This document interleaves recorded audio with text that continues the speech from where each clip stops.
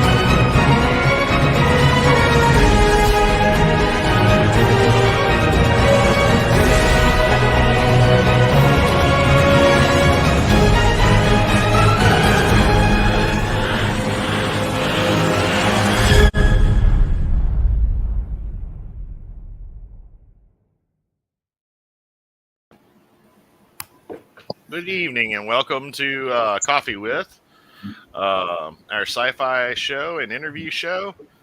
I'm Sean, Drew, the Vampire John from England. Wait, I got to point that way. Oh, wait, it might not show that on the screen. To me, down here is Jeff and then Mark. Last time we had a show, we had the Klingon invasion, as we call it, which was a show centered on what CAG does.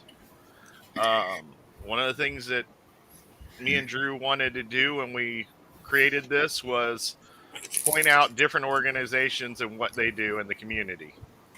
One of our big things is serving our community and doing stuff like helping raise money for different organizations. This year, we raised money for things like you saw the theater. The organization we worked with raised $1,000 for that theater through the prehistoric con. The book, the writers' block party that raised $1,000 for the community center in Bartow. I'm not sure what the Sorting Hat raised for the comic book shop, but I know that they raised the money to help with the comic book shop, which was using that money to bring stars into the community to allow the community access to some of the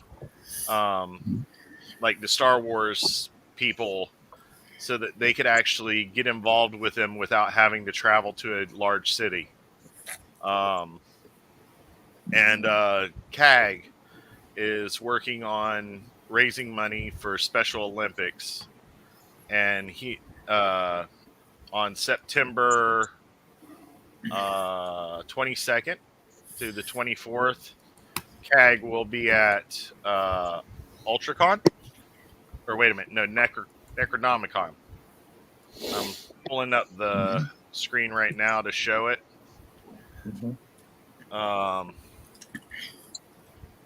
It's their 42nd year, and they will be raising money for Special Olympics, which our crew member Tori, we affectionately call her in CAG, our little Klingon, will be the face of that group. And I believe the Haven will be coming out Saturday to help them out as well. I hope so. Not Campus does, but just to correct you. No, they will be helping us at Phantasm. Oh, at a Phantasm. Sorry. Okay. I'm confusing things, but No problem. this particular con is in Tampa, and it's been going on for 42 years, which is amazing considering it's Tampa. But go see them. if you're able to, and make sure you get a picture with Mark and John, or as he's called, Jorn. Um, well, welcome, Richard. It's all right. Whoa, he's in a different setup. He even has the KFC bucket in front of him. Yeah, my nickname is Colonel Standards in the region. So. Okay. Yeah, kudos. See, I guess. if I you guess made for it us, down, he's in the Colonel's camp, the Colonel's corner. if he made it down to Syfy Bartow, he could actually take the picture with the KFC bucket with the chicken in it, with the Colonel Sanders. Yeah, no, we're all collecting names. We have a Colonel Mustard. Derek France is Commodore Baguette. So, Drew was just out, and he just got in right on time.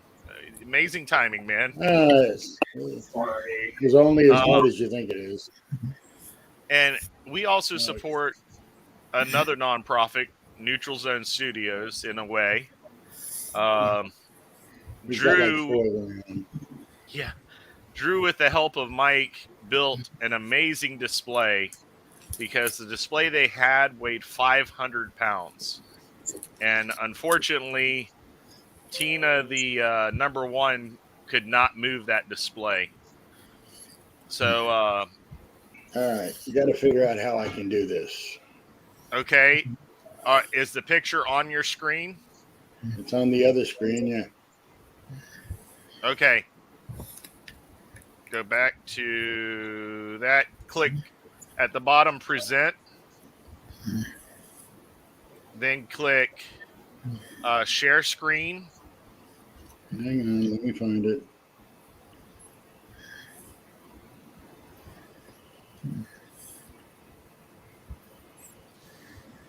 No, that's not it.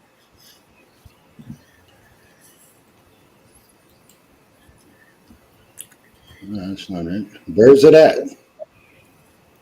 At the bottom, it says present between settings and invite. Not on this screen, my friend. You're the one in the command screen, not me. So it should be between settings and leave studio. I just jumped in off the link. It should have brought it up if you're on the laptop. Weird. Here, I think I've got... Drew, I could pull up the pictures that you sent me. Can you bring up the film? The short clip? Let me find it. Hold on.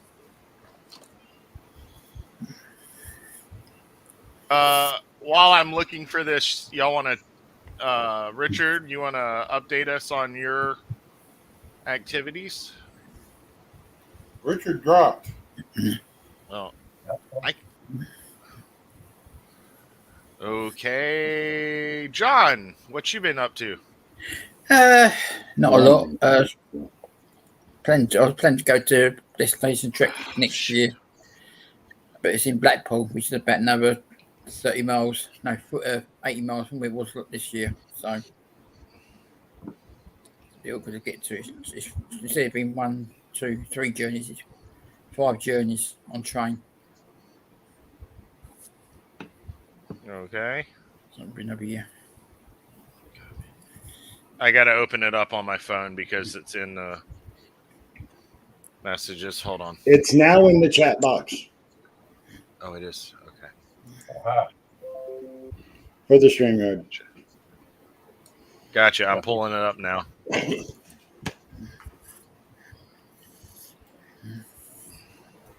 There's also a couple of images of it in action. Let me pull this up. Grab him. Come on. Add to stream. Give me 1 second.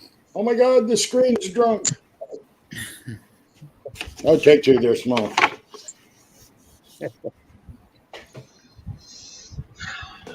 I don't know how many people know it, but Hold we're on, in the I'm midst of multitasking. designing out here. There it is. Multitask away.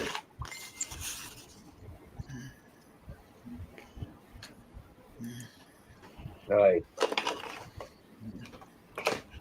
This is a split project, gentlemen, between CAG and SFI. They needed a console that was lightweight, easy to be portable. That is a two-piece unit. Completely combined, it weighs approximately 14 pounds. It is multi-layer, 3.5-inch or 3-inch insulating foam sheets with a coat of, and you can see where some of my air bubbles didn't quite come out, of resin across the upper surface, and a combination of 3D prints and some other things to complete the project. Being that we are essentially a chapter in each organization, we built it together. There's some pictures of it at the con. Sean, can you pull those up? Give me 1 second. I'd take two. They're small. I already told you that. If I ever having to remind these people it is. From what I understand, people went lollygoogos over this. It's a two-piece modular unit. You can move it with one arm. Even you could lift it over your head, Mark, with your shoulders as bad as they are. That's impressive, Drew. And I can tell you, Richard said it was impressive. I can tell you that the work that was put into it was a lot of work. I helped out with just a couple of cuts. I wasn't able to be there for the whole thing. But I'm going to say this, if you were to have a commission... You were under a hell of a schedule. You had a lot of stuff to do. But I'm going to say if you were to get that commission, you'd probably be paying a couple $1,000s for that. And Drew put it together in, 28 days or something? Uh-oh. Drew kind of disconnected. We said we could help with it, and they caught up and said, we need it for UltraCon. So it was one of those things that we got told about it, the deadline half a month after, going, yeah, we can help you build it. So that was a very expensive thing. The one thing, because of all the inflation on all, those sheets cost about $60 to $80 a piece. So it was not a cheap thing to make it light. Now, the original one I showed at one point with our when we were doing the Neutral Zone Studios, and it has welded metal in it. It has 2-inch plywood. That thing is solid as it can be. And like I said, 500 pounds isn't exactly a portable unit. No, I don't happen to have a pallet jack in my back pocket to move it. You know, I'm trying to find the original because I know I took the picture of it. It's just, yeah. I don't have it on here. I'd have to load my phone up.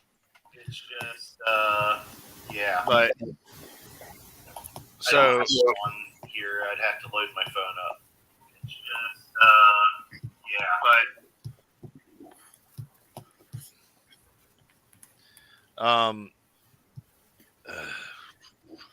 So, Richard, you've been gone for like 2 months. Has it really been 2 months? Yeah, because we had the sorting hat thing, so we didn't broadcast that week. And Right. last show was the Klingon show, and you weren't there for that. And then the 2 shows before that you missed as well. Oh, really? I didn't realize that. So, what have you been doing for the past 2 months? Well, I set up this. I set up this room with 3 different computers at that time. I had some trouble with the computer I was using. And then I set it up on a laptop, and I went to be at VIC with that. And the work to get this room to the point it is now was a good few hours worth of work, and then about six more hours of various computer related things, including a new network drop and some of that, and then all of this, like these certificates here, where the flags are. Like, it was a lot. It was not as much work as some things, but given the time it takes me to motivate myself. But yeah, so I can hang up these flags and do that. And other than that, just normal chapter work and that kind of thing. I know some of my crew went to, or 1 or 2 people went to Volcon, and we are getting ready to do Edmonton Expo, which is the middle of September. So we're gonna have a double booth there. We finally have our location for that, so we know that. We're gonna be doing our retail there. And then we will link up with a Cerberus, which is the Edmonton ship, and they're gonna do recruitment, and we're gonna sell stuff. So. Cool. And yeah, I mean, sorry, I've been away a bit. I did sort of sit there and go, oh, I'll let the Klingons have their episode. So could have technically have made that, but it seemed like there was enough Klingon people to do that. And while technically I carry a CAG membership, I'm definitely more noted as being my brigade commander and XO. So. Congratulations to John there. Now he's a Commodore. Yep. Thank you. Yep. And I think he got his pips now. Yeah. According to his Facebook, he should have his pips.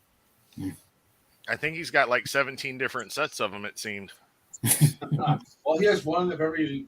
I think he has a pair for every uniform. Yeah. At this point. He goes, I need the pips. And then 2 days later, I have plenty of pips now. 2. I've got 2, 3, 4, I think 5. But I believe Victoria got first in paddleboarding. No. She got a red ribbon, a second in paddleboarding, I think, and first in swimming. And she's going to state for, I believe, the swimming. I think. I don't know which one. Need Drew back for confirmation on that. But she did compete in both last month. So that's awesome. Currently, she's working on learning the lip sync for the Syfy Bartow pageant this year. And we were looking for Princes of the Universe sung in Klingon for her to lip sync. Guess what hasn't been done in Klingon? But we found a couple others. Bohemian Rhapsody, We Will Rock You, and one from Tia, from Twisted Sister. You can actually We're not get going to the. take it anymore. Yeah. As a matter of fact, John, you can go to Bandcamp, and the Klingon Pop Warrior has a sale going on for her collection. So we found the one done by Pop Warriors of Richard just said it. Brain stop. We're not going to take it anymore. Yep, and she's also got Schools Out Forever. Well, if you know the history of that pageant, that song is perfect for it. Yeah. So she's working on that. September 30th is her birthday party, which I believe it's an Asian theme. Yeah. It's a murder mystery that happens in China. That's a wide margin. Who hung Wu? What it's called. So the first year so this is my third year of being part of Drew's group. The first year they did the circus that I was with. The second year was Star Trek. And this one's the murder mystery in China. And the one before you started was Speakeasy in the way back in those days. So I'm correct. She got second in paddleboard and first in swimming. Drew? She got second in paddleboard. She got first in swimming in one heat. She got third in swimming in the first heat, but the particular stroke she was using pulled her shoulder, which was injured by the people that run Special Olympics at the stand-up paddleboarding. So what is she going to state with? This next one? Yeah. Will be swimming. Okay. Yeah, Give her my congratulations, Drew. And if you give me a minute, you can do it. All right. Yeah, that's the one we found. Does that work for you? Yeah, that's what we found for it. Yep. We went to the CAG's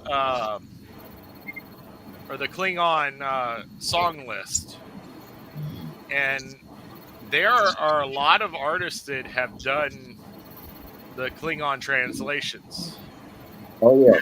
And it ranges from classical stuff to rock and roll. So You gentlemen haven't lived until you see Hamlet perform live on stage in the original Klingon. It's glorious. And there she is. Victoria, congratulations on your achievements. So best of luck in your future endeavors.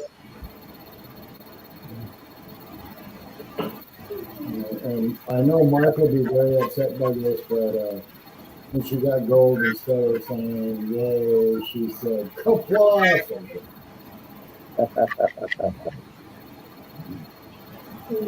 See what happened when you put her in a position of command? You created a monster, Mark.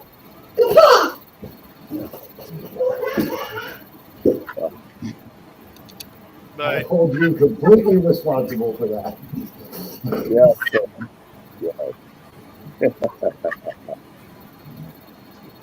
So since Syfy Barto, the CAG in this area or in the whole southeast was almost stagnant, it seemed. And so John got with everybody and had a nice meeting. And since then, it seems like a lot more activities have been popping up. There are also about 4 dozen things going on at the exact same time in people's personal lives, which prevented them from even being able to participate. Yeah. So, September 30th is her birthday party. October 8th is her birthday. And then October 14th is BartoCon, which And Sean's birthday. hold on.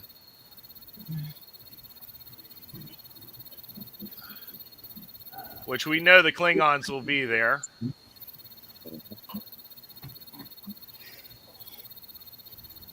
Yeah. Well, mine's the 13th, John. And Neutral Zone Studios will be there.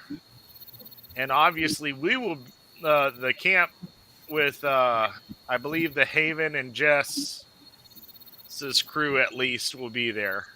We're part of we're part of this chat. You kind of have to be there. Yeah. One thing we are going to do this time is we will be broadcasting the panels. So this year we will the Russell Camp Broadcasting Group is actually going to be live streaming the panels. So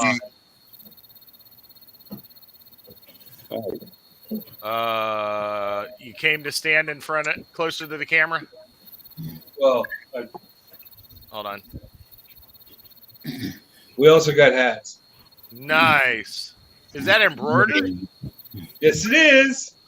Holy cow, that's nice. We got a Defiant class. Nice. So, yes, October 14th is my birthday, so I'm debating on what to buy. Whether it's going to be just my birthday banner, or there was one that said 14 birthday king or 45 birthday king, or there's a little like a first place ribbon that says birthday on it. I've been looking at different stuff trying to decide what to wear. However, I'm also looking for one for, I know Tori won't be making it because she's working, but another member of CAG's birthday is 2 weeks later in October. So I'm looking for Josiah a banner that says birthday month. So I'm going to be working on trying to find those because it's one big party. Well, 12 days, somebody's going to be celebrating the 71st solar orbit. Who's that? Mark. In October? Yes. Okay, so I got to find two. No, September. Oh, November. No, September. Oh, September. Well, September happy birthday. Looks like By the way, 7. You know, hey, John. But I'm the guy on Facebook that does greetings from the Empire for people on their birthdays. So are you going to send yourself a birthday wish? No, I'll probably just enjoy the day with my sister and my nephew and his family. But let's see. We've got Robin coming, and also, what was the other girl's name? Naomi. We got Naomi Wildman as an adult coming. Also, she was the Orbit girl. Of course, I don't have it up because, well, there it is. Vanessa Branch. and Rob and Curtis will both be there. So the cool thing about Vanessa Branch is she lives 30 minutes from Bartow. And No she kidding. actually called up and said, "Can I come? I don't need to get paid. I'll just charge for my signatures and I'll be happy." So I was like, You're not wait, here yet? when did we get stars to live 30 minutes from us? So, and I don't know how it was in England or Canada, but that Orbitz commercial played forever. Probably. I think it outlasted, the commercials outlasted the product. Yeah. So, that's a nice thing. We met some pretty awesome people at the Sorting Hat, costumers with a cause, and they got added to the staff because what they did was they came in and entertained the kids, took pictures. They had a complete group of professors. Yeah. You forgot to mention those kids were anywhere from 4 to 84. Yeah. And the younger kid, I was playing Hagrid, and they had some. I was passing out stickers and socks for the awards. Well, the one kid from their group comes up and hands me a Hagrid sticker halfway through the day and said, "This one's for you." So it was pretty awesome to meet them. They raise money for the comic shop as well. But Sean came up to him at the end and thanked them a lot and said, "From now on, you're going to be part of the show permanently." So that was a great add-on. We have Gotham Underground, which they do similar things, and they're more centric to Batman villains. So there's some awesome people, and I'm trying to think of the third group, which we kind of work with a lot. Ray's group. Is it Revnik? Which group? Ray. You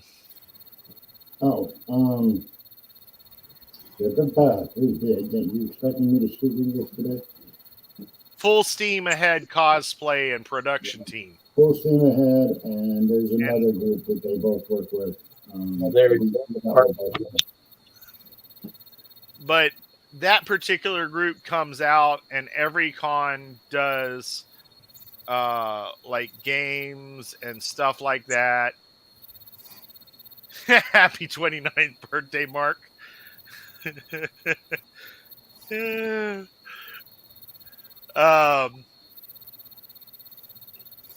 But they do all types of activities with the kids. For the Sorting Hat, they actually had a Sorting Hat, and they ran the Sorting Hat thing for the kids, and then they ran, I believe, the dance contest, the professor dance contest, and the costume contest throughout the day. So they actually were very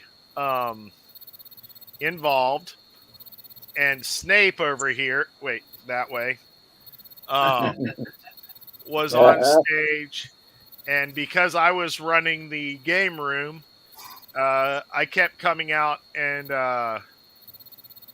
doing updates on who won the socks, because we kind of made it hard to win the socks.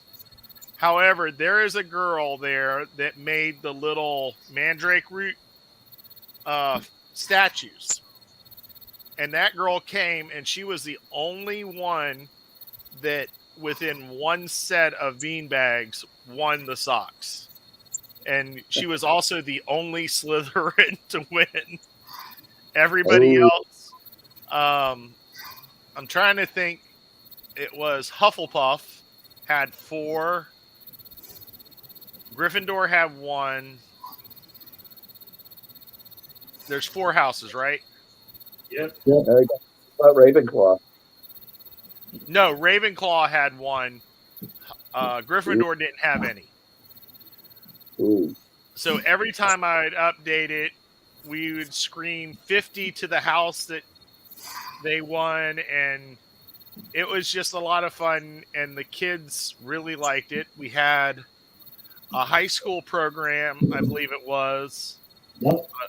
come out, and they actually did a play. So it was one of those things that for the $10 for the adults and free for the kids, pretty much, they got their money's worth in entertainment if they stayed for an hour. We had one person complaining, and they didn't even stay 10 minutes. From what I understand, they were in about 2 minutes. They walked in, they looked around, they turned around, they walked out, they won the money back.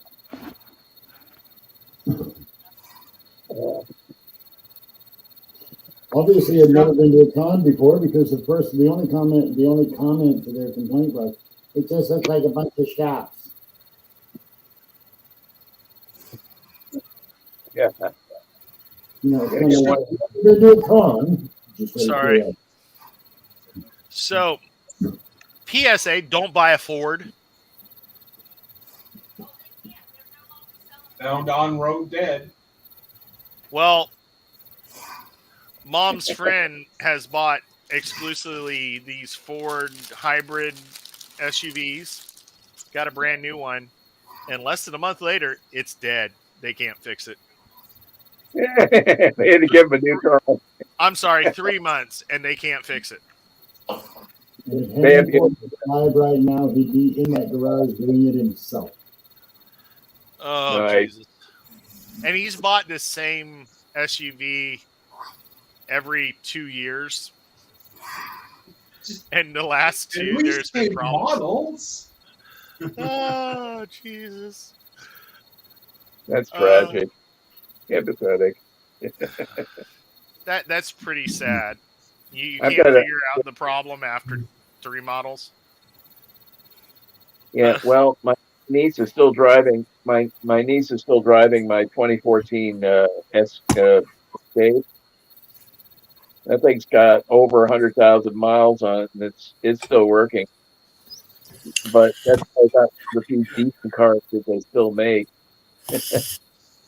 Well, Nissan, I've got 120,000 miles, and when I went to go change the brakes, the guy goes, technically your back brakes don't need to be changed. And Yep. I've towed with it and done all types of stuff. I'm like, and then they go, because I wanted to make sure that it was safe. You know, I live in Florida and it rains, and I do, like I said, I sometimes tow. I wanted my truck to stop when I wanted to stop. Yeah, So that's kind of a good. I had to wait an extra 2 hours for the. I think John's exhausted. I think he is too. He was kind of nodding off there. Yeah, it's like what in the morning over there. It is 1 o'clock in the morning. He is called the vampire because he's always around. Yeah, and we know for a fact that he's God tired. bless him. Yeah, It looks like I'm going to do this as well because he's sleeping. Yeah.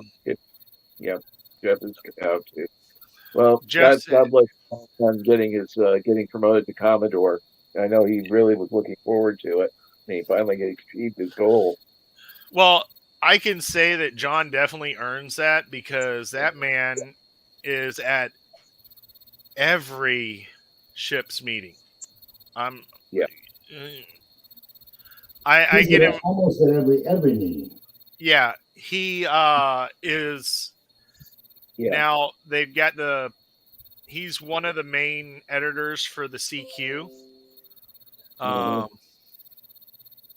the heck? insert joke about real job here. I think he's retired. No. What I meant was that because Yeah. you took Syfy, like a job that had real work in it. And yep. But Hey, he Jessica. he did a lot for the VIC. Mhm. When I say that man deserved his promotion, the 2.5 years that I've been in SFI, he Mhm. literally has been the vampire. He has not slept, except for every once in a while he falls asleep on screen, it seems. So, Yep. Seen that a couple times. yeah. But he's also like the rest of us. He doesn't have the best health. So, as much as you would think that the people that are healthy and all are going to be the ones doing everything, no, it's us broken down fools that do everything. Yep. But We do it because it's there. well, the studio there is going through some changes. If you haven't looked, but if you haven't noticed, the ships of the line are behind Drew now. They were originally on the other wall. Right. And he's working on setting up. They're going to be changing the bar and also changing, adding another, hold on. Another, She's sending you a photo. yeah, he's sending me some pictures. Another shelf on the other side. Eventually, that big monstrosity of shelves are going to be changed. It's going to be more inset on the wall, and there'll be some seats back there. And there's going to be an LCARS display. The current TV that's on this side that we look at is going to be moved and turned into the LCARS display. And maybe on that board. Maybe. Okay. Yeah, it's this spot's not big enough for their TV. Ah. But however, I have cleaned up 3 monitors that I know will fit. So there's going to be some changes over the next couple months, and the studio is going to be looking different.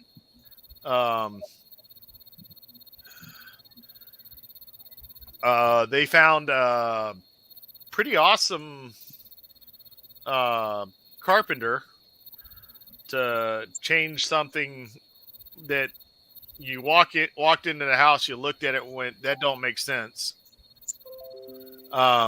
Drew's sending me some pictures, so I'm going to pop open the share on that. These are from Sorting Hat. The Sorting Hat.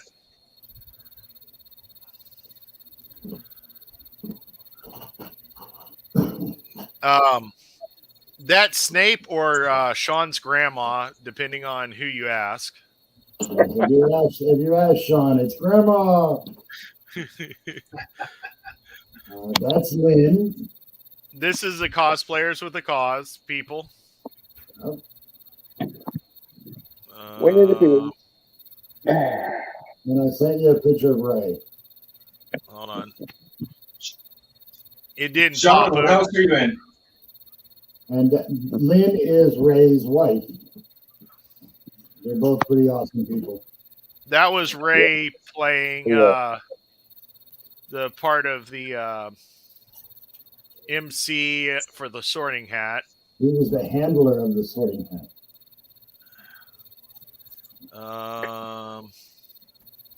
Yeah, there will be quite a few changes in this little back room. And then now I got to find myself.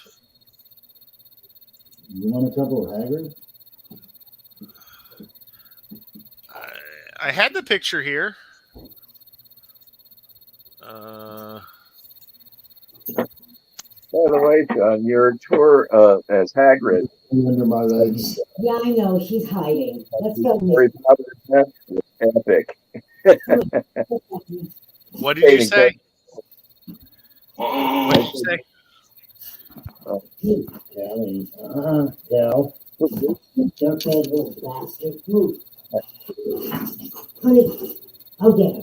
Just Give me a moment. Technical Okay, difficulties. they're giving the dog a shot. So Okay. No, your tour of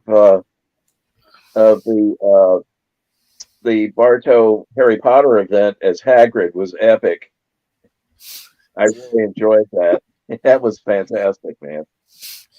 hey, Sean literally told me, I don't want you to go out of character at all day long. So I You did great. Yep, Now, you did great. I did go out of character one time. I went out to get a lemonade, and I pulled down the beard, so I had the mane all over, and ran out, and the one woman yells, "Hagrid, you look like a lion," because it looked like I had a mane all the way around. But I'm And going to you say that was the hottest okay.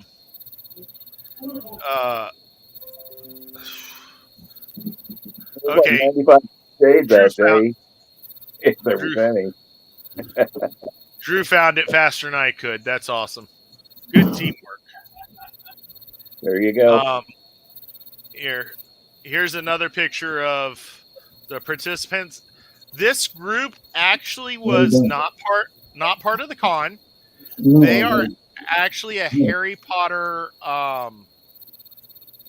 cosplay group, and they found out that there was a Harry Potter con going on, and they traveled from Orlando just to check it out. And of course, Hagrid on vacation. So yeah, you can find on our broadcast site the tour as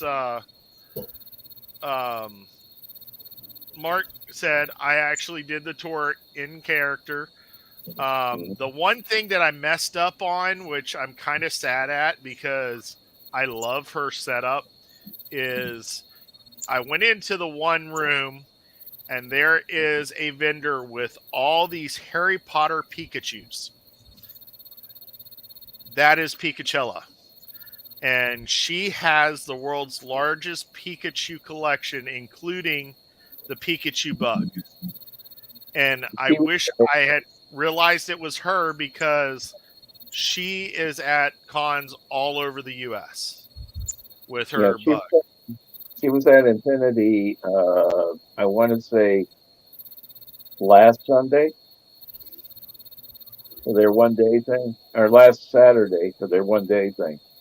And she was at UltraCon the week before. So yeah, I don't know how she does it, how she and Dale do it. And she ran the at UltraCon. She ran the costume contest. So wow. When I say that Bartow gets some of the best players, Syfy Bartow had a city street of displays that 501st had built. And the group that put it on was from Tampa all the way down to Miami. They had people from all of those different divisions had put together that city and put it together. Four trucks to carry that stuff in. Oh yeah.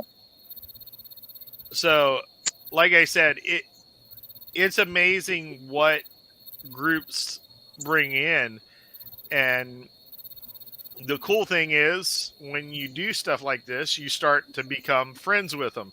So, if I'm not mistaken, that's my niece's cat.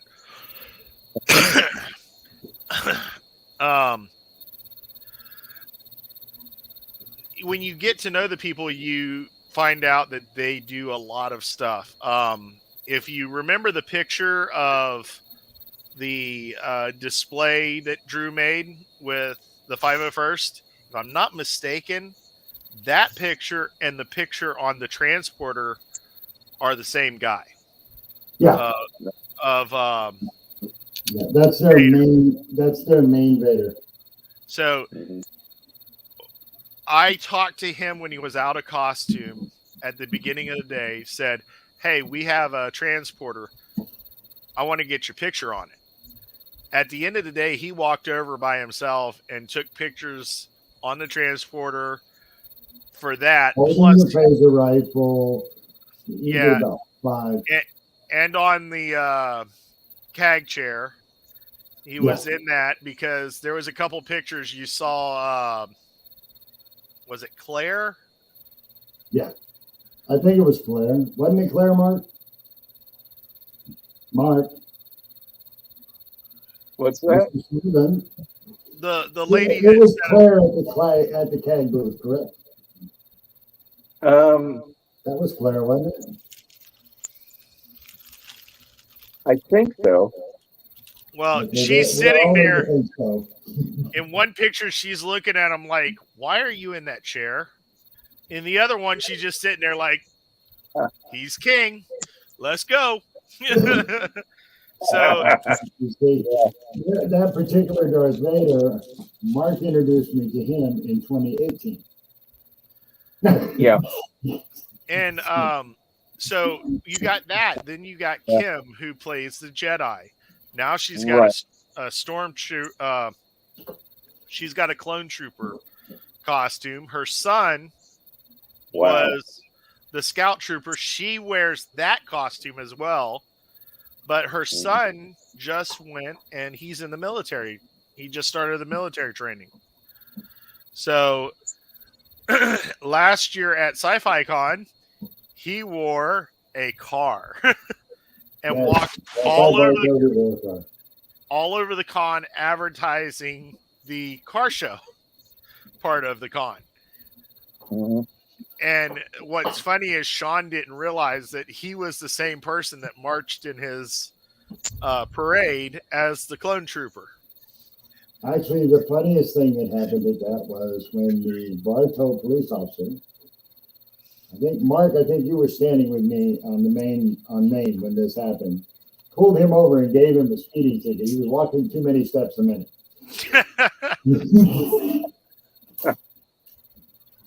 Yeah, that costume had a boombox inside, a little boombox inside, and he carried that thing all day long. And so it was a creative thing that I was like, that's actually pretty nifty to think about. But I didn't realize that he had entered the car show. So he had actually won something from the car show itself. Well, that's way cool. So, like I said, when you get involved in organizations like that, you never know who you're going to meet. You never know what's going on.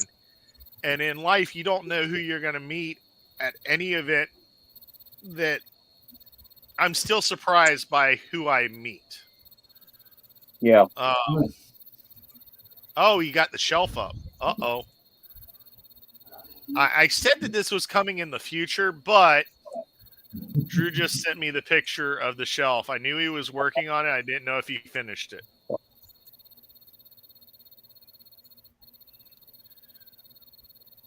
That is the Cursed. And there's her plaque right there. Fantastic. Well, I know House Chang will take good care of the ship. So we do our best, or die trying. And if you look over to the right, that's the miniature batleth that weighs 50 pounds. And if you hit somebody with it, they will die. It's sharp. Yeah. Yeah. For a piece of plastic, that's the sharpest piece of plastic I've ever seen. Yeah, you might want to take another shot at that picture. Why? All we got was the black screen and the whirling circle. Hold on. I'll pop it back up. It probably wasn't finished loading yet. Right. Like Tim Let's Conway. see. Hold on. Hey, Richard, how's it going? How about I'm now? here. I'm awake. I can see it now. It's still whirling here. Like Tim Conway is the man. I'm running as well. Hey, there's Yeah. voices around here. Some goggles, a bird of prey, a D7, and the Romulan warbird, like from Next Generation, the standard. And a board cube. And there's something next to the warbird, but I can't see it in the current zoom. Okay. This is the identification plaque of the warbird. It's the cursed. This is a Klingon skull. Yes, it is. I see. Wait till I get one printed full size. Oh, It'll be over here and it'll say Urek on it in Klingon.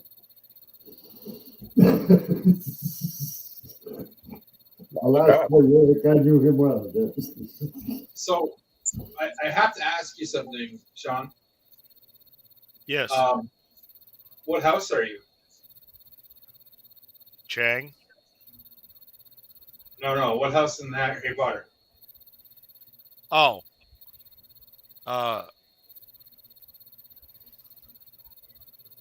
Dang it. What color are you? And we can go from there. When he is Hagrid, Technically- he is not a part of any house. Actually, Hagrid does have a house, Yeah, and it's Gryffindor. yeah. It's just never been mentioned in any of the books right. He's technically Gryffindor. because he was kicked out. Yeah. So, But he was a member. yep, he was a Gryffindor. Uh-huh. Wait, Mark, is that a Cowboy Bebop plaque on the black and the white? That is actually a full blown poster. But I don't know how well it's going to show up with the light. It's got lots of glare on it. Yeah. Let me try some different lighting here. I'll try. I am a Hufflepuff, for those the singular person who probably cares.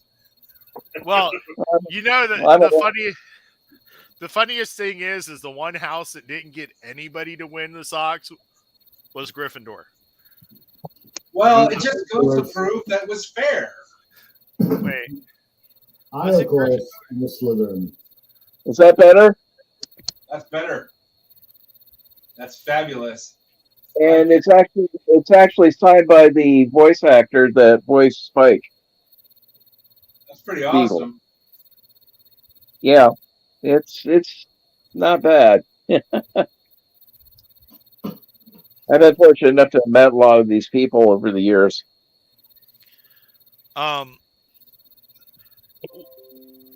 we were watching.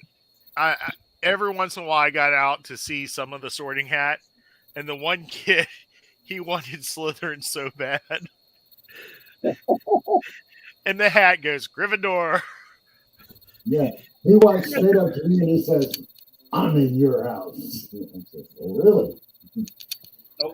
And he holds up a plastic wand of Snape, and he said, Another one got. I said, "Oh no, you didn't." Another one got Slytherin, and it's like, no. And here's Snape walking behind them to grab the. I guess they had little ribbons for the house colors to give them. So the Ray's like, I think Snape's going to get your house colors right now. So, like I said, it was actually like it had so much going for it that there were vendors, but the entertainment really was on a stage. And unlike a lot of the cons where the panel room is completely separate of the vendor room, it was part of the main vendor room. So at one point, you couldn't walk in front of the stage. There was no room. I had to walk all the way around to get to the other side to talk to the one person that I needed to talk to, because they had kids and adults sitting on the floor watching what was going on. So, and they asked, Sean asked us, what do you think before the when we were setting up? What do you think of the setup? And it was one of those things of when you came in, we've been in cons like Southwest Florida the first year. I think. Welcome back, Jeff. Hey, Jeffrey. Oh wait, Still muted. I muted him. I've been busy all day, and my eyes got tired. I mean, closing them relaxes them and stops the tears for me, as I've explained. Hey, I am sure that is 100% true. Yeah. Yes, but what matters is did you find a hole in them? Oh, You well. apparently have been looking for a hole in your eyelids. Have you found it? Yeah. Well, as you know, there are ducts inside every eyelid. Excuse for the noise if there's something coming through. They're like tubes, and they are used to give oils and stuff. Everyone's got them, and what has happened to mine is they've stuck up. And right now, I tear up at anything. Oh boy, not good. yeah. It's incredible, but I'll be sitting there eating a sandwich and having tears run down the tear. The tears are not because the sandwich is good; it just happens. But I'm sure there are other people in the world that have this same problem. I've never heard it before this time. So, but anyway, I've known several people with that problem. yeah. Usually hits after about 50. Oh boy. So we So were at. you got a long way to go before you hit it. Don't worry about it. Oh well, but Just carry on. you may have kind of gone under. Didn't hear what was said, but Drew, taking me got a off. question for you about BartoCon. Yeah. Is CAD going to be inside or outside? We're all inside. We got a special area just for us. Okay, are we going to need to buy a hard ticket, or are we going to be with the booth, or what's the deal? You're going to be with the booth. Okay. Sounds like a plan. So the one thing they asked was, what do you think of the setup? At Southwest Florida Con, the booths were, 5 feet deep by 10 feet? Yeah. And that was also the aisle space. 5 feet wide by 10 feet long. So if you got one person standing there talking to one of the vendors on the side, nobody could get by.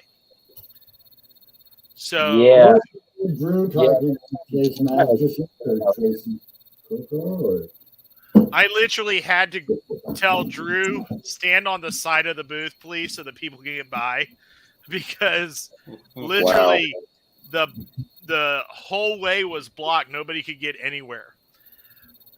At BartoCon, they used the squares on the floor to set aside each booth, and they put a square between the booths so that there was a 10-foot walk area all the way around the booths. So Well, that's a minimum, right? Mm-hmm. At a con, that should be a minimum. yeah, but most small cons don't do that. They're in a small room. They barely have the room for the vendors, and one person can pass. Well, And Yeah, you got to work with your space, but yeah. So when I say they put, what was it, 45 or 50 vendors in this place? wow. And Well, there were 48 in the main. That wasn't counting the 5 in the wizard room. yeah, and there was Mine. In that small building. there was plenty of walk area. We had 360 people show up. I think it was the tickets. Yep. That didn't include the cosplayers, the vendors, none of that was part of the con wasn't included in that 360 people. We could put, I think it was either 800 or 1,000 people at a time with the 2 rooms that we had added on.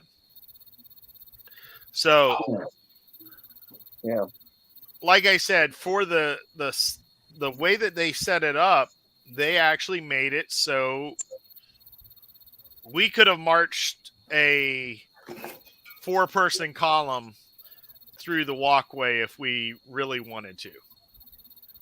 Where it, like I said, at that other con, it was a good con, but there was more room in the game room and the stage than in the vendor area.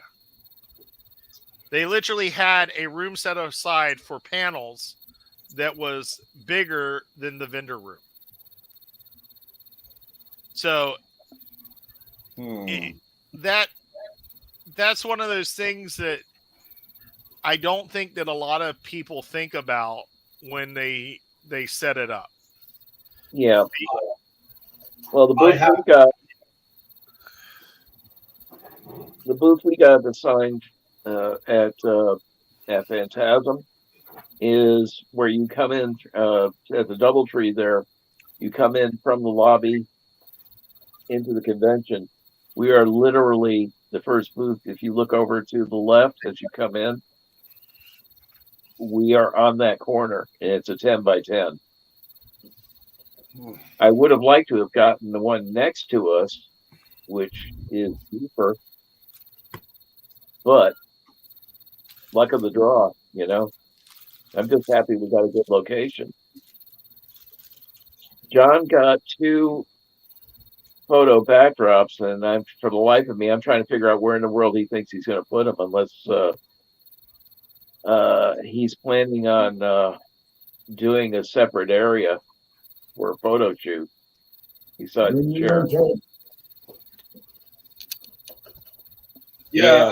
Our space at Edmonton is going to be 10 by 20. That's great. It's it's one of those things of we bought it when we thought someone else was going to chip in. Yeah. So, normally we work 10 by 10 corner. Mm-hmm. That's our preferred sort of thing, but we got a 10 by 20 in this case because. Yeah, I lucked out this time. Yeah, I lucked out this time around getting the chair over there because my neighbor works for Universal Resorts. He's one of the head.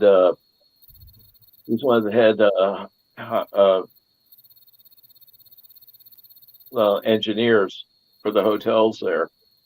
So he's got a I think it's a Tacoma, and we can load the chair and everything right into it. And I'll be meeting John there at the hotel on Thursday. Well, the Thursday with before the con starts. Well, I can tell you that wouldn't fit in the back of my truck right now. But that's because I got a topper. Yeah. I got Commodore France has a Colorado, and we can fit everything for the booth into that Colorado. Yeah. Well, for Syfy Barto, we brought the chair, half of the Klingon booth, the Yeah, bar, yeah. You the brought them down. the 10 by 20 tent, the transporter, all of the pattern enhancers. The Mhm. I cable. think both MSDs were in the truck. Yep. Yep, Cables. yep. Yeah. Table, chairs, the whole schmear. I think there was the props were in Drew's truck. Yep. Yep. But everything else was packed in my trailer and the truck. Yeah, I admit we do not have a lot of props because of a huge amount of what we bring is the retail because that's how we raise money for our charities and that. That's how we do it. Hmm.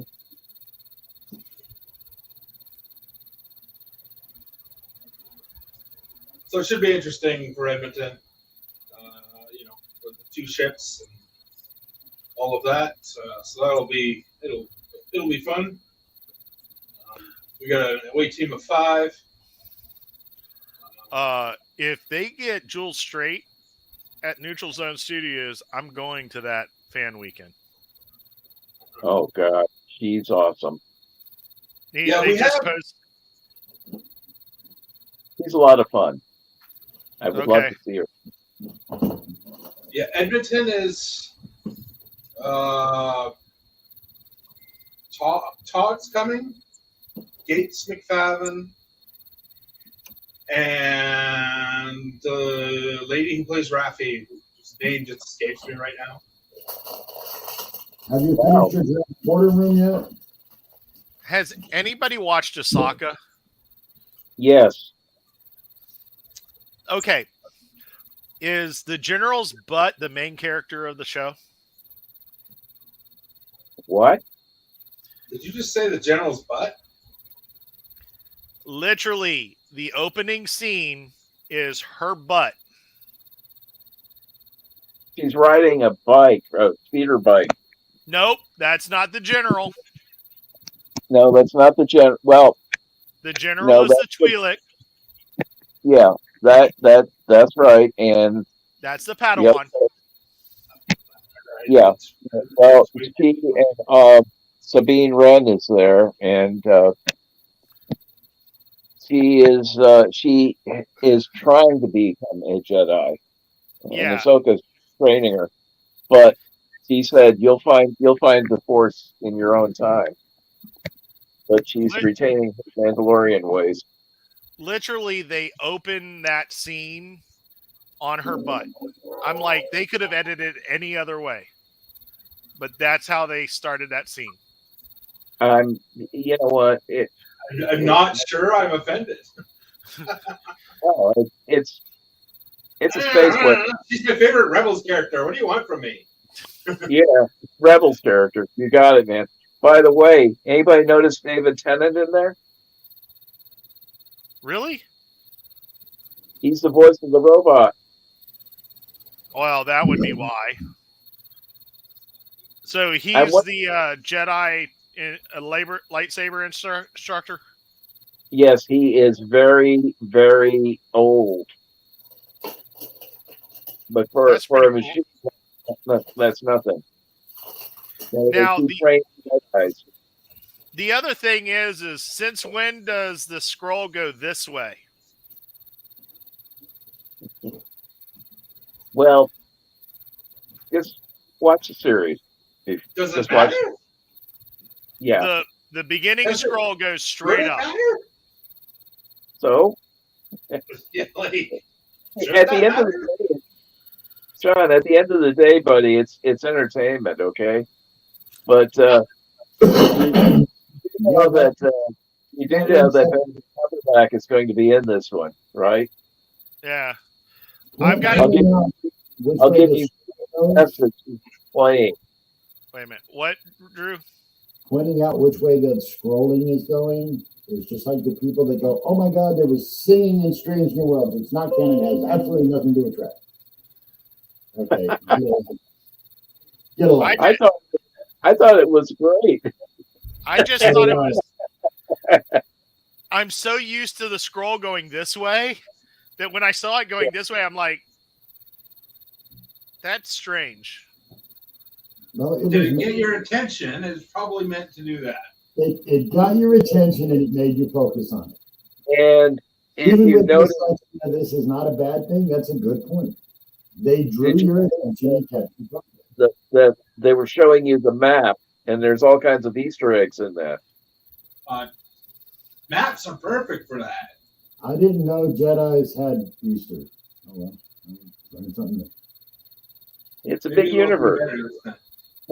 It's a big universe. No, you haven't seen Benedict Cumberbatch yet. I know who he's playing, and that's all I'm going to say. So I've got to say, Ahsoka was my favorite character in Clone Wars. Uh-huh. And just like she was the Padawan, my favorite character so far is, what's her name? The Padawan. Are you talking about the general? No, the general is the Twi'lek. The Padawan is the Mandalorian. Armored one. Sabine Wren. Yeah. Yeah. Especially when she tells the military guys, basically, screw you, I'm going to do what I want. And takes off. I'll be perfectly honest. Rex was my favorite character in Clone Wars. Yeah. Who was it? Just it was. Rex was amazing. Oh, yeah, he was great. I liked Obi-Wan too. But in order, they are Rex and Obi-Wan. Yeah. If you followed Star Wars Rebels at all, you will eventually see most all of the characters show up. Yeah, that was the whole point about the not the last trailer. Of course we would. The first trailer was literally full cameo. Yeah, you're going to see Mando and maybe a few others show up in this thing. Of course, we follow the Rebels. We're part of the Syfy Rebels. Look at where we're at.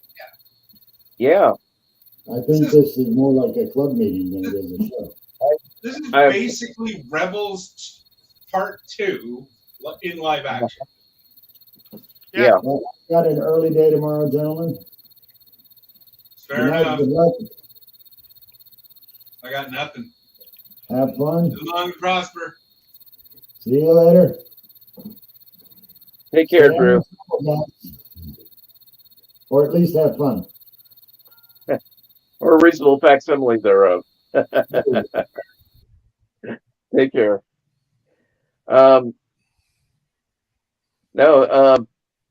Just enjoy it for what it is, really.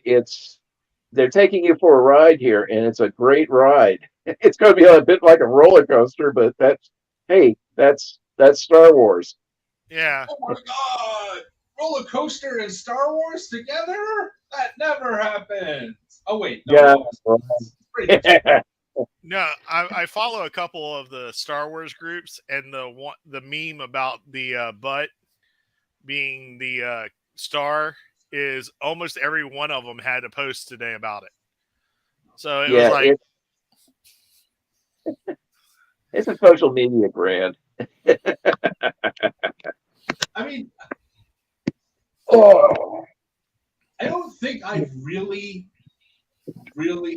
hated anything that is Star Wars.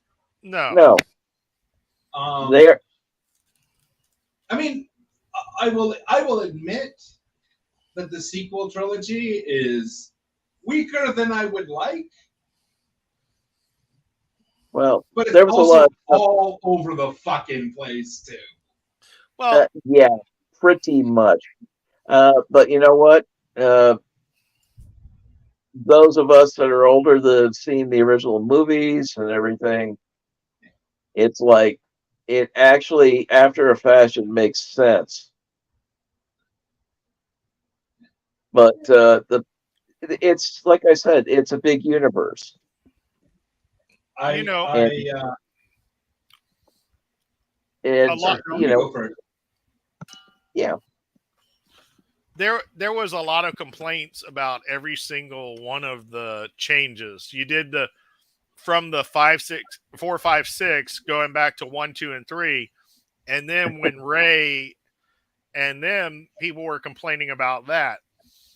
oh, My thing was, other than the fact that the scroll kind of messed with me for a minute, overall, I'm enjoying the show, and yeah, my statements are more of I'm laughing at it just because really you're pointing out certain things that while I'm a guy, I got no problem with it. yeah. Somebody's going to make a major Oh, they're going to have complaint the heart. Yeah, because of stuff like that where, oh, I hate it. And I'm like, okay. That it's kind of like Strange New Worlds. There are how about people that absolutely hate on Strange New Worlds yeah, because it's not people? exactly like TOS. Well, it's Yeah, not well, people supposed are to be exactly like DOS. no. Good God Almighty, no. I'm Well, just so happy they're telling Pike's story. right. And well, their main thing was it's messing with TOS, the story of TOS because it's changing things with Spock and this and that and the other. And it's like, Excuse me. I would like to point out that TOS doesn't follow TOS. yeah, Just saying. No, they were just It was They threw things at the wall and like whatever. They Six. didn't reference their own stuff. TOS was an episodic. It was not a series setup thing. DS9 Exactly. was the only one that was a series. Well, Voyager. Arguably, TNG Yeah. is a series after season 3. Mhm. Okay, I could go with that. I mean, it vastly depends what you decide to call the definition of how you want to define series, right? Well, Yeah, Seri- true.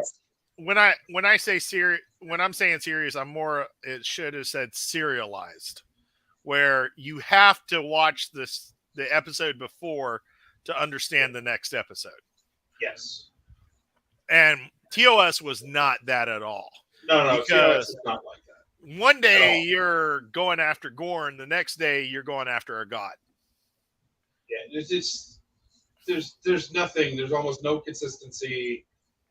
Even when you meet characters or character references, they're almost never like a big deal. And almost every Trek since then has at least had some sort of continuity. Right. Not every episode, don't get me wrong, not every episode, but sometimes you have to like, hey, this was a plot point in season 2.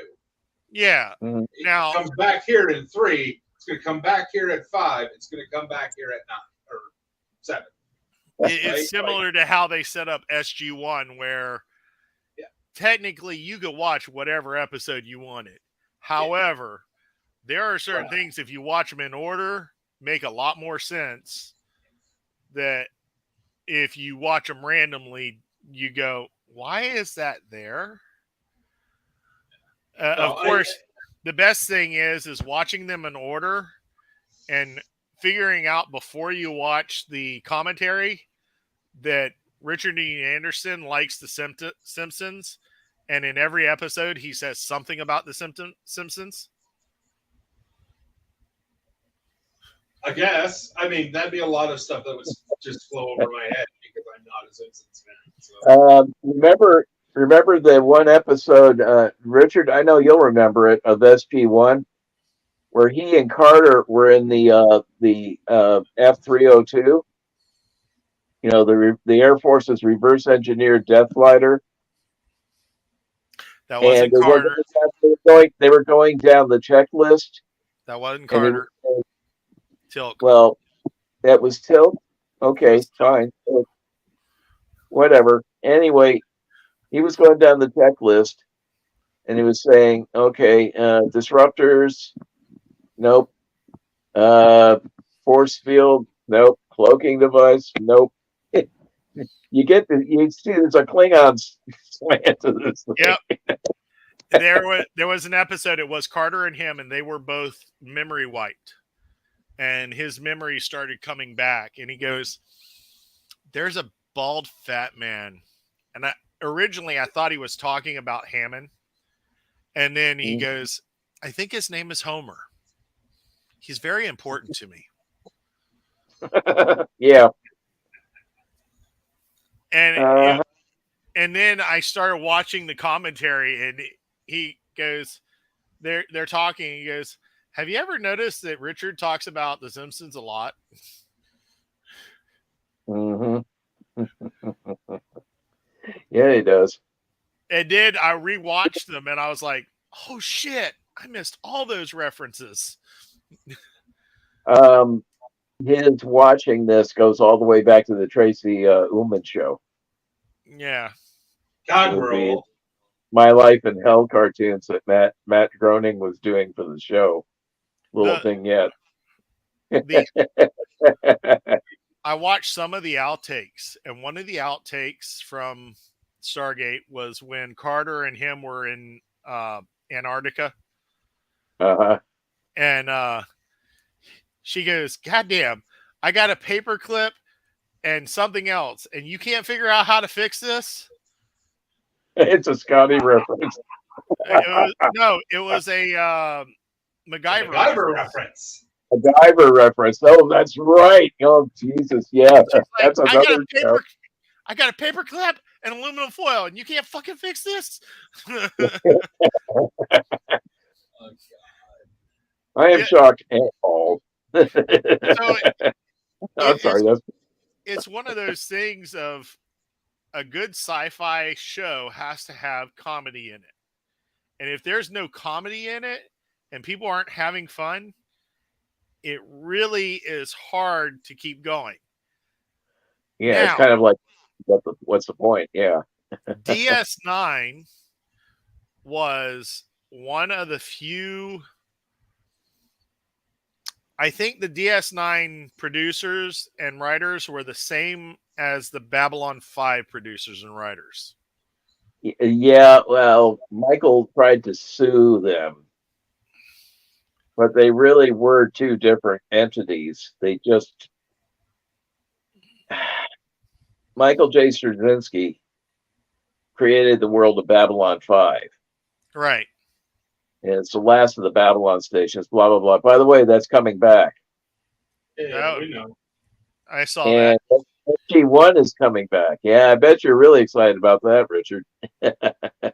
I mean, what part of me? I could drive my SG you, SG1 fan. I'd like to know. That's this one, not that one. You are.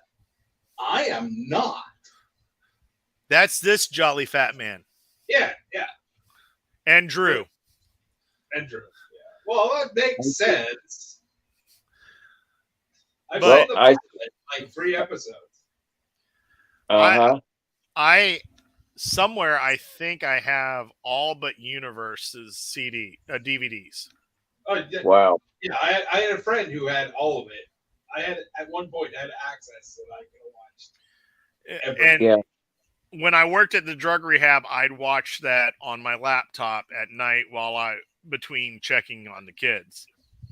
So that's how I watched all the commentaries. I watched everything. So my knowledge of SG1 and Atlantis is really a lot. I think I've got a copy of the movie somewhere in my house. The sad part is the person that played Not Richard Dean Anderson. That was Kurt Russell, I believe. Yeah. The other guy. The other guy? Daniel. The translator? Daniel. Yeah, Daniel. The guy that played that in the movie, they got almost a clone of him for the TV show. Yeah. Because it was like, well, he did want to continue the role. But the TV show's Daniel was really an amazing character. Yeah. But Richard Dean Anderson did way better than Kurt Russell. For the Yeah, it was about part. Kurt Russell played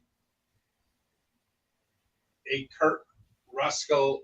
Like, he's not an actor that is a one character actor, but it's a lot more like his soldier role than it is cowboy. What you get in the series. Right. But I think it definitely is one of those things of, for the movie, this is the character that made sense. Yeah.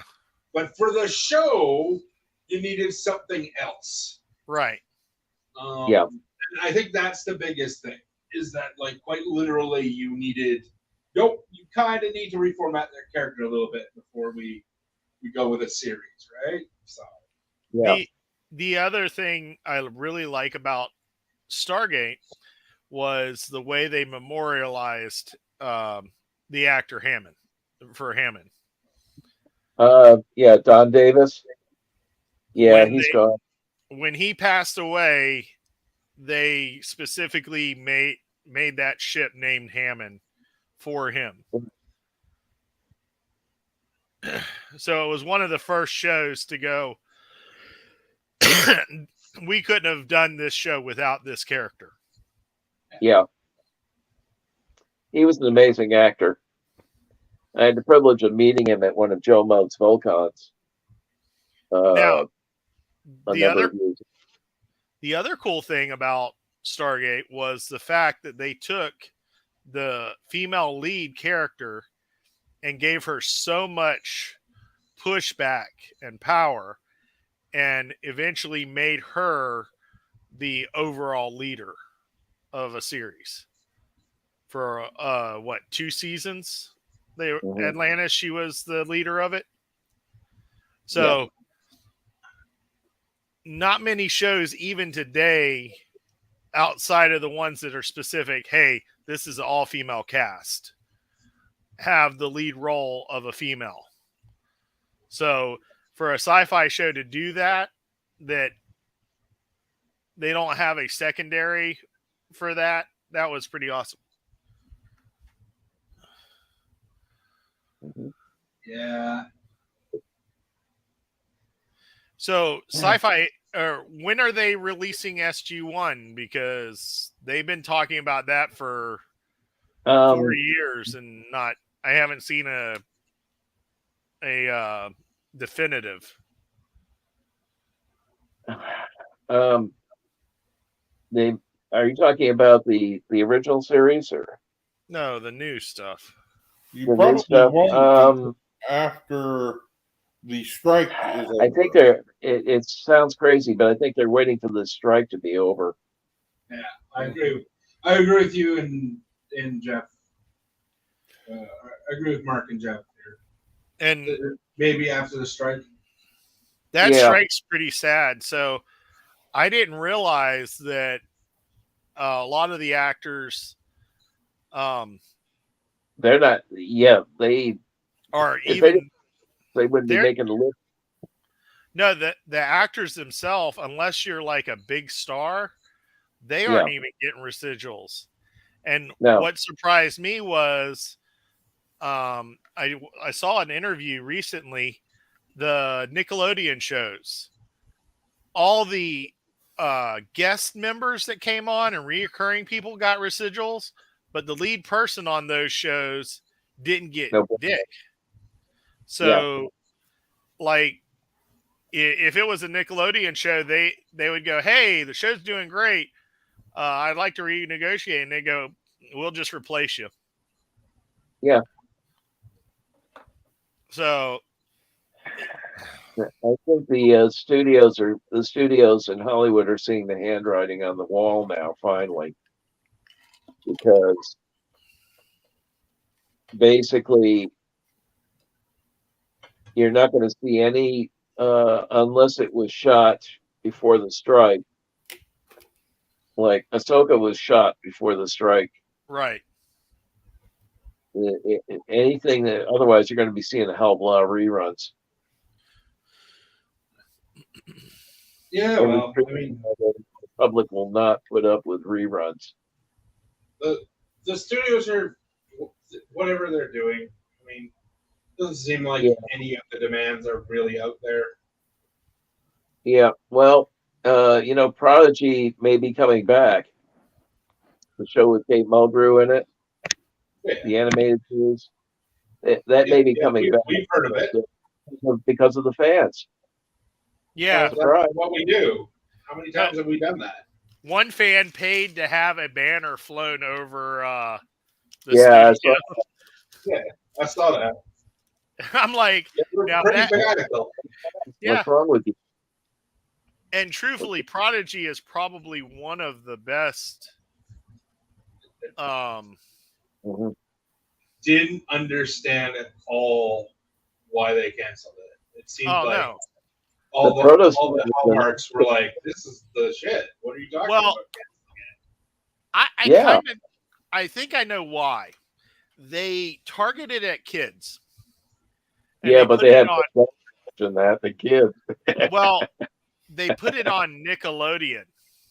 The adults watched it on Paramount Plus, but the Nickelodeon side had almost no views. Yeah. So they're looking at it. Oh, my kids show failed. No, your kids show wasn't.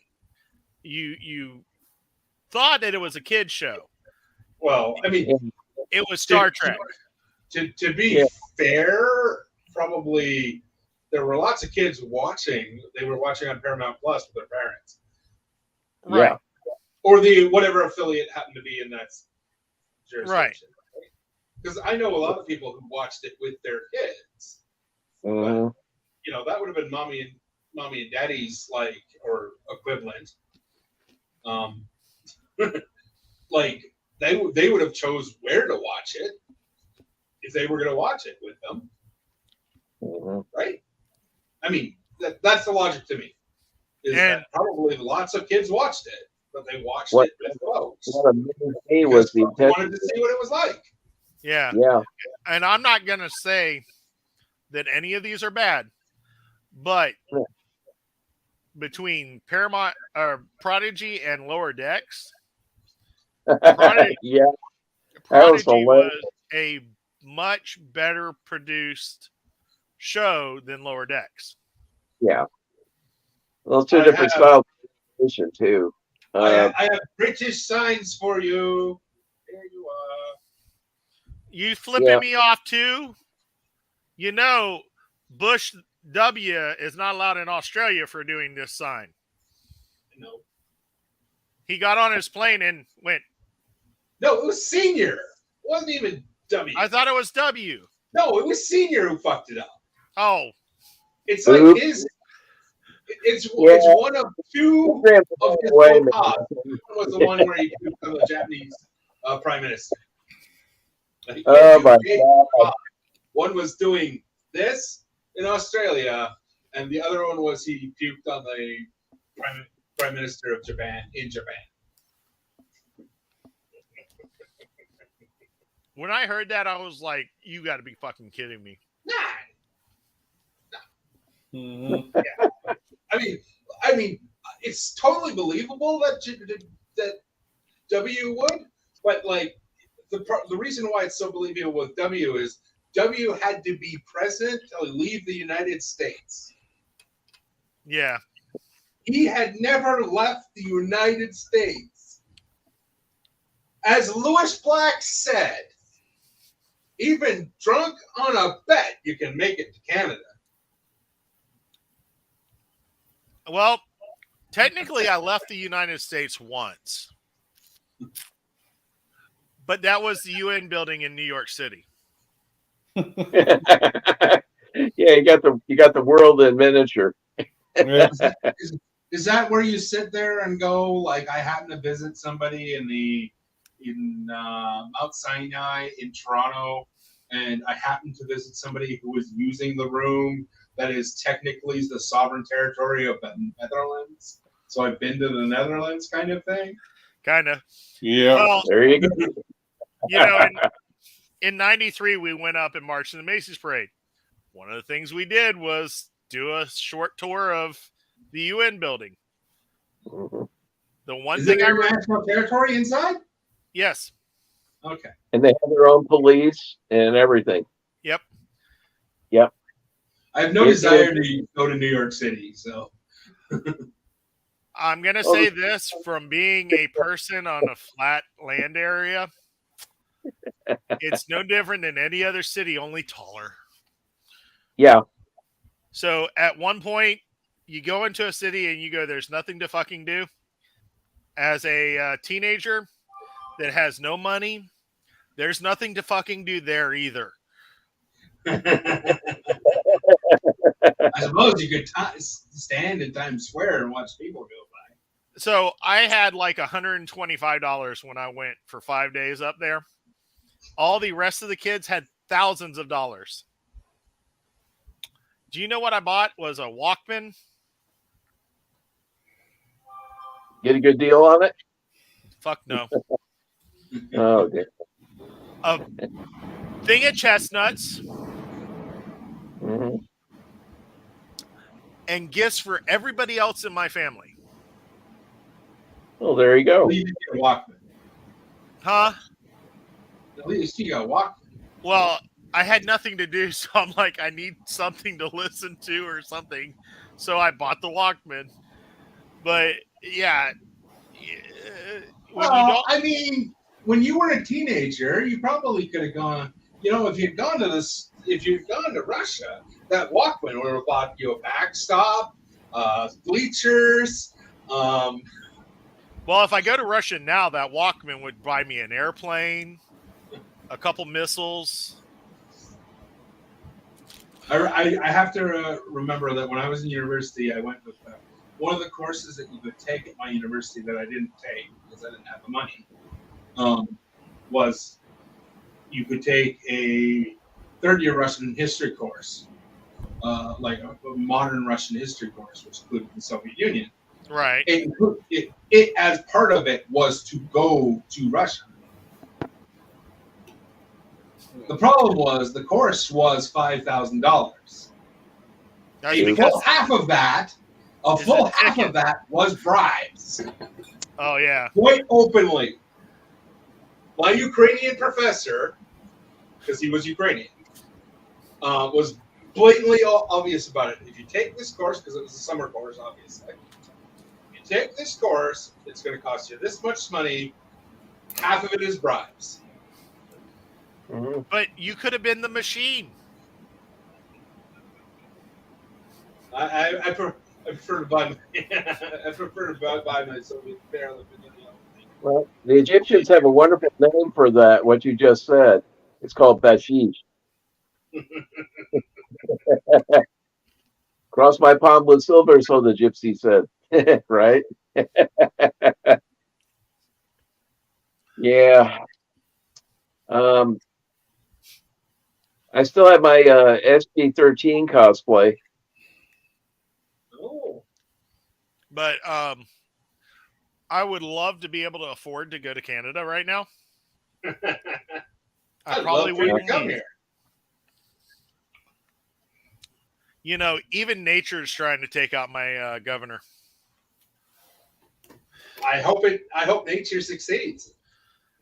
Unfortunately, he was out of state. Damn it. Dang it. But Missed it by that much. Did you guys get the hurricane? I missed on Adams. it hit almost to Tallahassee. So we're like 3 hours south of there. Mm-hmm. We got a little bit of wind and rain, I think some areas had a little bit of power loss. Really not a whole lot. Tampa Bay, however, got flooded because of Mhm. the backwash. Yeah, the storm surge in Tampa Bay and some houses got flooded 2 or 3 feet of water in the houses. Yep. But where we are, where Mark is, he barely got any rain. In I comparison, threw a couple of sandbags against the sliders in the back of the house here, and lined up some by the front door, and that's about it. they're You still know. dry on top, right? Yeah. Basically, today we got more rain than we got during the hurricane. Right. Right. Well, I was kind of Well, confused. I didn't know exactly look where at it this way: you can count place. down to November 30th. So if you look at the map, you'll see Tampa is here and Orlando's kind of here. Yeah. We're here. So Yep. You're south of Tampa. Drew is like level with Tampa. I'm a little bit south, and Mhm. he's a little bit west of that. Okay. So Now I understand where you were. I thought you were up in that Mhm. that armpit area, but you weren't. You aren't. Yeah, pretty much. Does this look like a man who'd live in an armpit?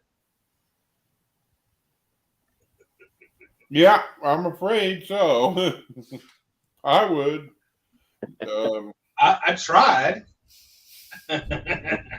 I haven't been taking my gummies, so I'm trying to wean myself off for now because I'm going to apply at the sheriff's office and the city of Lakeland and a couple other places that do drug tests for their IT department. Okay. We did a celebration of life for my friend that passed away and went over to the guy, another friend that I met through him, to their house for the celebration of life. Come to find out, we all went to the same fucking elementary school together. They were just 2 years ahead of me. What is world? And like, I knew my friend's family all, forever because my stepdad and his uncle were in a band for years. And at age 11 and 12, me and him would go shoot darts in the pool, in the bar, while our relatives were playing in the diner part of the place. They thought we were adults. So at 11 or 12, we looked like we were 21 plus. But I didn't realize that we all went to the same school. I walked past these people for years, didn't even know that. Mm-hmm. But so I'm talking to the people at the celebration of life, and my friend's neighbor turns out to be the IT director for the city of Lakeland. Oh, well, that's nice. And he goes, "You need to apply. We've got openings." And he goes, "If you get the job after 5 years, you have your retirement. We don't do Social Security." And he was telling me about it, looked at my thing. He goes, "Actually, you're not, what you have on your resume puts you more of the network side than the service desk, because the network side installs the servers and all that stuff." Yeah. Well, that's what I was doing at Lowe's. So while I can do the service desk, I'd probably end up trying to get on the network side. So I know that they do drug tests. Unfortunately, CBD is legal, but it shows up as marijuana. And because it's not recreational, they go, "Oh, you've got a little bit of THC in your system. You fail." So Yeah. I am We're trying. still working on some of those some of those places in Canada here. Too bad you can't bring a note from your doctor or something. I don't know. That would mean I could afford to go to my doctor. You work with one of the most valuable companies in the world and have insurance, but you can't afford to pay the copay. That has happened to me a couple times. Come here. Yeah, shut up. Huh? I get it. It's like clapping with your hand. No. Yeah. Richard's going, I live in Canada. I don't have to pay for insurance. True. I do. Mm-hmm. Oh, And I see what fucking provincial government would like to make me do GoPay. My government wants to call us slaves, so. Speaking of which, Labor Day is Monday. Huh? Labor Day is Monday. Yep. Hey, and I have to work. Oh, by the way, introducing Astrid, the kid. Let's see. What happened Cool. today? Oh, yeah. Today is September 1st. Yeah, it's the anniversary of the start of the Second World War. Yay. I'll see you in 10 days. Anybody see what Ukraine did the other day? Was it killing Russians? Remind me. They took out three of their most expensive bombers from Russia. Ooh. And 2 cargo planes. They added to Putin's scrap pile. Because guess where most of the weapons were made? In the good aircraft. Yeah. And you heard the latest, right? They're getting F-16s. Because these guys don't have to do much transitioning to get into those. Yeah. Well, once they get into those, it's going to be pretty much game over for anything that Putin sends over. Yeah. I really do not. I mean, I get it in this sort of egotistical way that I've seen in history many, many times of why Putin isn't seeing the writing on the wall of, hi, we will bankroot as long as Ukraine can put bodies into the stuff. The world is willing to bankroll that war as long as we don't have to fight in it. Well, he literally said that once he beats, we will bankroll it. He literally said that once he beats Ukraine, he was going to invade Poland. Good luck with that. He killed Poland's a member of NATO. He killed off Wagner's leader in that so-called accidental plane crash. Yeah. And they asked Did you see the 1,400 memes? What about the 2 previous generals that got pushed out of the windows? Not to mention the ones that have been lost in combat, and I think a couple of them got fragged by their own troops. All I gotta say is, if you're a ground soldier in Russia, it's a pretty. Hey, buddy, guess what? You're general. Fuck that. I think they're going to have another revolution. I think Putin's going to have a big old target right in the middle of his forehead. Oh yeah, and it'll just happen. Down. We'll see, because he's been running that propaganda machine since Yeltsin died. So Putin said that they could stop our stealth program with their S-400s. And the S-400 got taken out by a Ukrainian toy drone. Yeah, and they got the stuff from they got drones from Turkey too. They got a great deal on them. You can't stop drones from destroying buildings in Moscow. I'm thinking one of our B-2s could take out the whole of Russia. Yeah, well, let's put it this way. Ever since the wall came down, their technological developments have pretty much been nil. Yeah. Been pretty stagnant. A lot of their people split to the west. They better saw on the wall. They said, "Holy crap! We can actually make a real pile of money working over for the west, and not have to worry about disappearing." You know. It's going good. The KGB is a joke. There is no more Stasi. They were actually the worst of the secret police. They're gone. That was East Germany. I think they're only gone because Putin didn't like them. Yeah. Stasi was East So in Germany. other words, he had his own little purge, but he shot himself in the foot Yeah, doing but that. you're mixing places. KGB was Russia, the other was Germany, like you said. East Germany. Right. The Stasi was the toughest secret police in Europe, period. Well, yeah, but that's because the East Germans were the hardest hard-nosed. Yeah. Even the Russians. They had to be because it was the only way they could run their fucking country. Yeah. Even the East German, even the Russians didn't want to mess with the East Germans. It was just too. Yeah. No, because they were horrible. Yeah. I mean, I mean, they all had different policies on stuff, right? I mean, I was talking to I worked with a gentleman who lived in Romania, and you could get Western music in Romania. Yep. Like he was a Rolling Stones fan at the age of 4.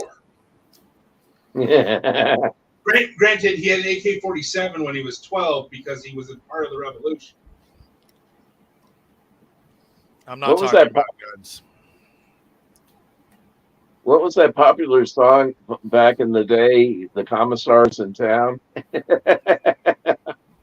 So that was actually a popular dance song. Anyway, and yeah. Wait. Since we've been gone, or since we haven't met up much, the government admitted we have aliens. Yep.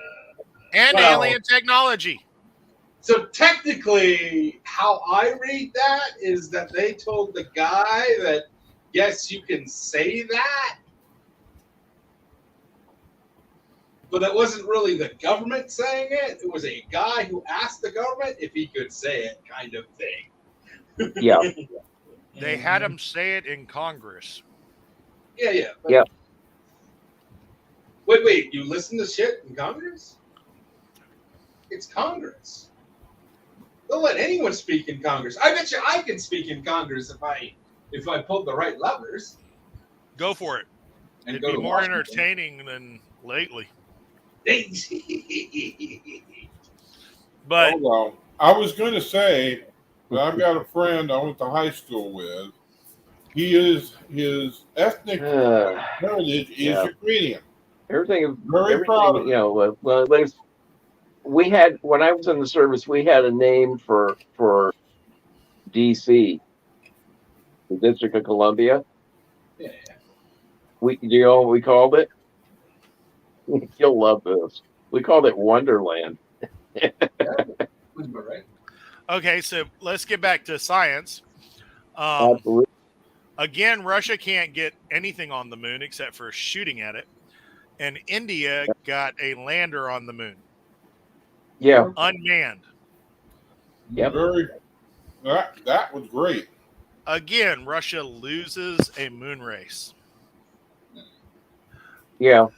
Well, so you would thought that they would have figured it out when they blew up all their scientists testing that big rocket that they had. What, in the 1960s? Well, they were trying to beat Apollo. Yeah. And the problem was the guy in charge of the program made these people work day and night without sleep. No, the problem was they did the test run for the government and put all the scientists beside the rocket. Yeah, the guy that was running it literally sat there in a chair ordering people around, and all these people basically they were in the bunker, but when the N1 blew up, it vaporized the bunker. It vaporized everything in a half-mile area. It was almost like it was the biggest non-nuclear blast in Russia's history. Because the thing was a flying gas tank. So essentially, the U.S. has a better space program. Our private industry has a better space program. Yep. India has a better space program. The UK has a better space program. Well, China's got- realistically, Europe is Europe. Yeah. China sent a guy into orbit about 10 years ago. So my prediction is Mexico is going to get somebody on the moon before Russia. See. Oh God! You know what?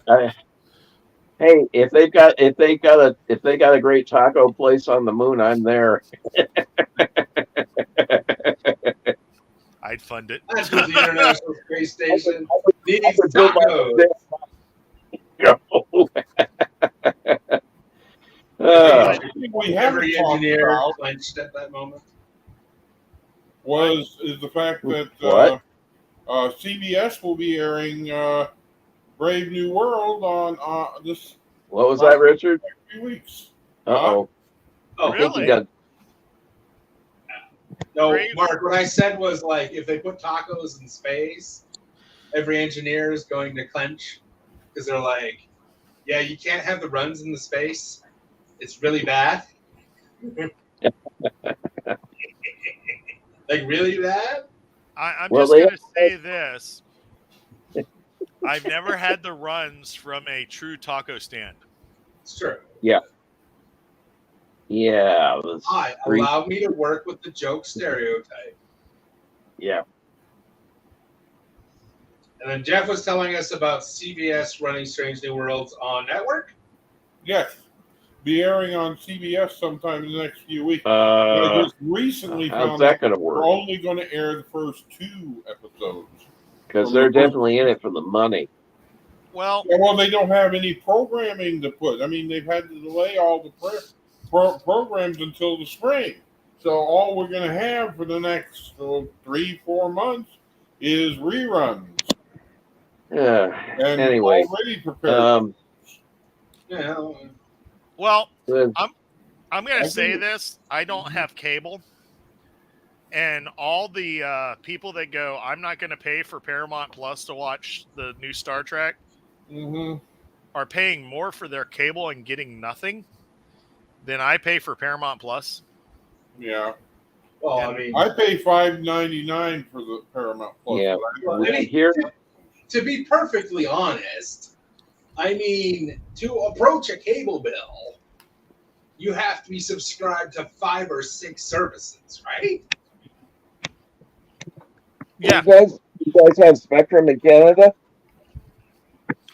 Well, I I mean, cable here is about $80, so So Well, there's Netflix, probably go a new- 7 in Canada. There's a new service out there called Now, which Comcast had. It's an They internet. have people all over the place showing you how to cheat with a Roku. Yeah, internet. It has an internet. It's an internet. Or if you have a PlayStation or whatever, or an Xbox. Just saying. Yeah. Yeah, I have a TV that's got Roku, that's Roku compatible. okay, Yeah. hold on. Let Jeff say what was Well, the that now. was all right. That was all right. We got all these streaming services, but Comcast has got a new streaming service. Yes, it costs $20, but you get 25 of their networks that are actually low cost. Like you wanted to watch Dr. Pimple Popper, I forgot the network. That's on there. It has the Weather Channel. I It got my little has pill container here. BBC America, Flying BBC Network, Sky There's your TV, UFO. and a few other movies and specialty things. It costs $20. I've got it. So I don't watch it all the time. I love to watch YouTube all the time. Just surf YouTube for hours. With me, Mm-hmm. I need to switch my Paramount Plus over to my Walmart Plus so they can pay for it. Yeah. Because being a Walmart employee, they pay for Walmart Plus, which will pay for my Paramount Plus. Well, there you go. But okay, so I get it free just from where I work. But there are certain telephone companies that give you Paramount Plus for free, or one of them. I subscribe to Netflix, Disney, and Paramount Plus, and sometimes Amazon. I only subscribe to Amazon on and off. When I find that there's a show that I want to watch, I'll watch that show till it's done and then unsubscribe. I in theory was supposed to do what you're doing, but no. But now I have Prime and I don't. Yeah. Well, I'm subscribed to Paramount. I can say that Amazon Prime. Spectrum did a sweetheart deal here with the Villages, here in Poinciana. And basically, our cable bill is no kidding. That's good. Well, I have. Yeah, I'm not questioning it. I think it's awesome. It's another reason I'm going to stay put in Poinciana. Right. But I have Amazon Prime, but since I'm not really a gamer. By the month, and I use my son. You get Jeff's really having a struggle with that laptop. Hey, Mark. Yeah. Yes, sir. Just trying to say something. You were talking over him. I'm sorry. That's all right, Mark. I was just explaining that I get Amazon Prime, among a few others. I get the discount because, as many of you know, my son is disabled. He gets SSI. And if you get SSI, you can qualify for their discount. I probably can get it now that I'm on Medicare. Yep. But when Chris technically gets Medicaid, although he goes through, in Illinois, they have that system where you're assigned a insurance company instead of taking Medicaid, I mean. But we get that discount through there. It's only $6.99 a month. The others I get is Paramount Plus, which is one I pay for $5.99, and then the rest, Disney Plus, Discovery Plus, Hulu, I get through my cell phone operator at a discounted price, along with I'm trying to think. There's another one, but I also pay $22.99 for YouTube Prime, YouTube Plus, or whatever they call it. I forgot. Because I enjoy not watching the commercials that pop up every 2 or 3 minutes.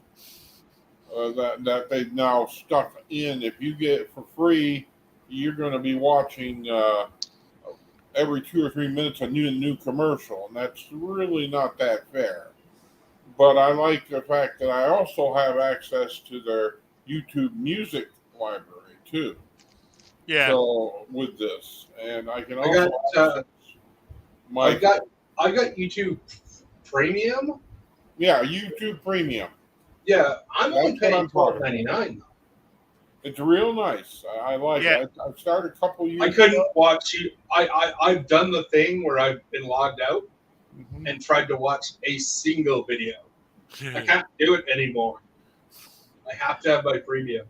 But so my point is with the 4 that I have, with Amazon coming and going, it literally is a third of the cost of basic cable in this area. That's fair. So I have the Wi-Fi because they're the only ones available. I wish Xfinity was in it because it would cost me less. But basically, it was double our bill for internet to have basic cable. And it was like, why would I have basic cable if I don't watch the cable? Because I was watching just the streaming services and I never even turned on the cable. That's why I don't have cable. And like I said, it was $75, $80 for basic cable more. So I'm paying half of that. So to me, when people go, "Oh, I don't want to pay for Paramount Plus," I'm going, you could probably save yourself a lot of money by getting an antenna and just going with Paramount Plus. I've got antenna for my local channels. Also, just a reminder that Comcast, They do make the blade Infinity. ones. Believe me, I've been there. So when I was talking about But now you have to that be really new careful now what you're thing getting. through Xfinity. Yeah. So, excuse me, Mark. I'm They're sorry. either really, really good or why did I bother? Yeah. I've got at least 6 Some people are actually turning back to streaming original antennas. I'm talking about the motorized ones. Don't even get me started about so-called satellite. That's garbage. Well, I enjoyed the satellite when I had it, but it got as expensive as cable is right now.